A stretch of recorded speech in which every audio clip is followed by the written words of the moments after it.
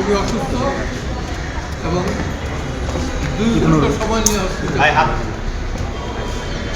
আজকে এই কারণে এখানে আমি যাদের কাছে রাজনীতি শিখছি সেই রকমের লোক আছে।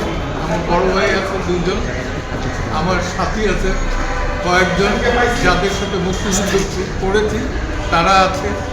তো যে কোনো অপরাধী থাক আর না থাক এটা বিচার দিচ্ছে, কিন্তু আইনগত সুবিধা পাওয়া এবং সমর্থন দেওয়া এটা একটা আইনজীবী নৈতিক অধিকার, এবং যে কোনো নাগরিকের আইনগত সুবিধা পাওয়া এটা নৈতিক অধিকার।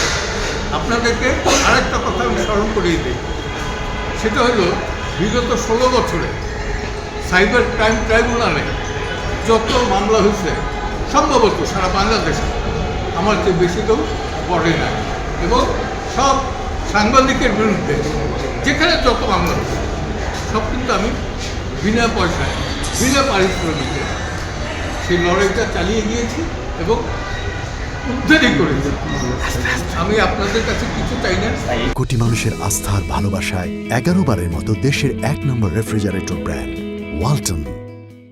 অভিযোগ সম্পর্কে তারা নিজেরাও সত্যিটা বলছে, তারা নিজেরাও জানে না, তাদের ধারণা নেই কী হতে পারে, কী হতে পারে এটা আমি বলতে পারি না।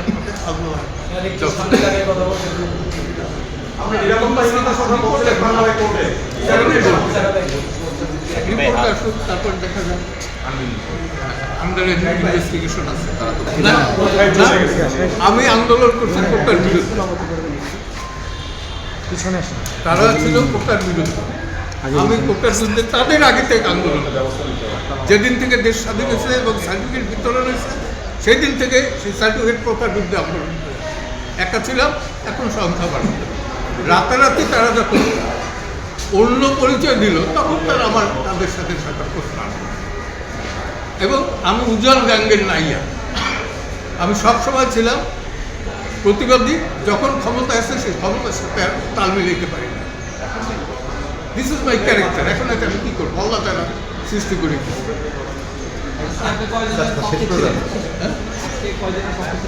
আমি বলছি যে এখানে সবাইকেই আমি চিনি, কম বেশি সবাই।